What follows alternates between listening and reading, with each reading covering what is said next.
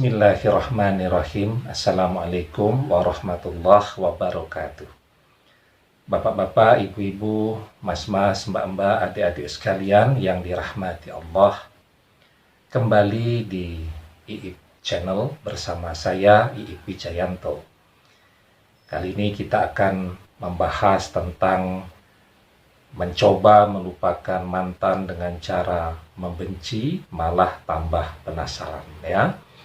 Jadi memang banyak orang kemudian berpikir dia bisa melupakan mantannya, melupakan orang yang dia cintai, tetapi tidak menjawab atau membalas cintanya seperti apa yang dia harapkan, ya.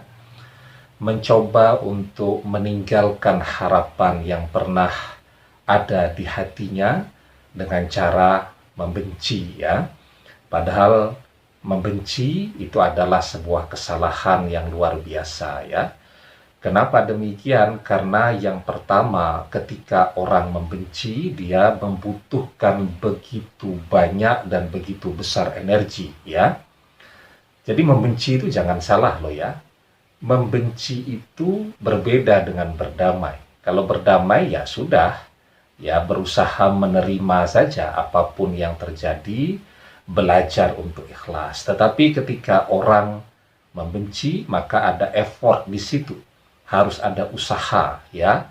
Nah, bagaimana kemudian yang bersangkutan berusaha untuk membuat argumentasi-argumentasi tandingan, membantah segala kelebihan yang menyebabkan dia mencintai seseorang. Sehingga memang membenci itu membutuhkan energi yang besar. Yang kedua, membenci itu juga justru akan membuat orang selalu berpikir tentang orang yang dia cintai. Padahal semakin banyak orang memikirkan seseorang, walaupun konteksnya untuk membenci yang bersangkutan, yang terjadi bukan melupakan, justru tambah penasaran. Ya, nah, apa yang bisa dilakukan ketika orang berusaha untuk move on, berusaha untuk meninggalkan kenangan pahit di masa lalunya tanpa harus membenci? Maka kuncinya adalah berdamai.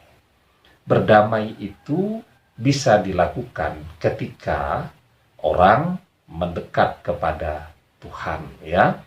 Mencoba melakukan aspek-aspek yang lebih spiritual di dalam hidupnya, melakukan perenungan-perenungan, ya. Karena dari sana dia akan belajar untuk memaafkan dirinya sendiri. Jadi orang tidak bisa tuh memaafkan orang lain terlebih dahulu sebelum dia memaafkan dan berdamai dengan dirinya dia sendiri. Kenapa demikian? Ya, dia harus memaafkan dulu. Kenapa sampai dia melakukan kesalahan? Kenapa dia sampai melakukan sesuatu yang membuatnya harus gagal? Kalau persoalan dengan dirinya sendiri sudah bisa dibereskan, maka dia akan bisa berdamai dengan orang lain, ya. Nah, karena itu seperti yang saya katakan tadi, orang harus kembali kepada Tuhan, ya. Kembali mendekatkan diri kepada penciptanya. Nah, ada 3 hal yang bisa dilakukan, ya, ketika orang mencoba untuk kembali kepada Sang Maha Pencipta, ya. Karena dengan cara demikian dia akan belajar tuh untuk bisa ikhlas menerima keadaan bahwa ini sudah digariskan. Sekuat apapun dia berusaha, sesuatu yang sudah digariskan tentu dia tidak bisa apa-apa lagi. Tugas dia hanya berusaha yang terbaik dan berdoa, ya. Nah, oleh karena itu yang pertama yang bisa dia lakukan ketika dia berusaha untuk melupakan, ya, perbanyak berpuasa, ya. Kenapa demikian? Karena puasa itu akan memutus segala obsesi, ya. Segala harapan-harapan yang bersifat syahwati itu bisa diselesaikan dengan menekan keinginan tadi, dan cara yang paling efektif adalah berpuasa. Ketika orang mencintai seseorang kan tidak akan jauh-jauh dari faktor-faktor yang sangat physically, karena faktor cantiknya, karena faktor postur tubuhnya yang proporsional dan ideal, karena faktor tampannya dan lain-lain.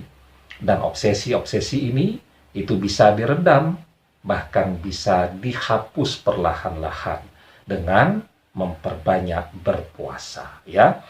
Nah, Rasulullah Shallallahu Alaihi Wasallam bersabda, "Ya ma'syarasy syabab, man istata'a minkumul ba'ah falyatazawwaj, fa innahu aghaddu lil basar wa ahsanu lil farji, wa man lam yastati fa 'alaihi bisawmi fa innahu lahu wijahun."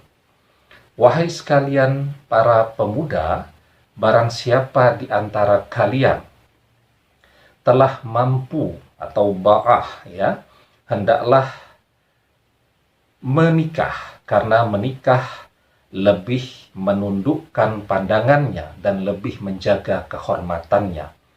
Barang siapa yang belum mampu menikah, hendaklah berpuasa, karena puasa merupakan pemutus syahwat baginya.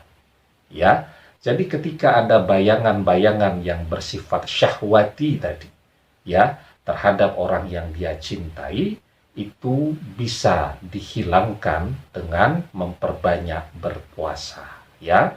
Nah, kemudian yang kedua, ketika kerinduan itu muncul, maka perbanyaklah berzikir, ya. Jadi kerinduan kepada seseorang, apalagi orang itu sudah bersama orang lain, itu bisa menjadi penyakit bagi hati. Dan untuk membersihkannya, orang harus memperbanyak berzikir, ya. Maka Allah Subhanahu wa taala berfirman, "Allazina amanu wa tatma'inu qulubuhum bizikrillah. Ala bizikrillah tatma'inul qulub." Orang-orang yang beriman dan hati mereka menjadi tentram dengan zikrullah. Ingatlah, hanya dengan zikrullah hati menjadi tentram. Jadi galau, gelisah karena kangen, karena cemburu, ya, dan seterusnya tadi, meredamnya itu dengan zikrullah. Karena hanya zikrullah yang bisa mendatangkan ketentraman, ya. Nah, kemudian cara yang ketiga yang juga harus banyak dia lakukan, ya, dia mendekatkan diri kepada Al-Quran, ya. Allah Subhanahu wa taala berfirman, "Wa nunazzilu minal Qur'ani ma huwa syifaa'un wa rahmatul lil mu'minin."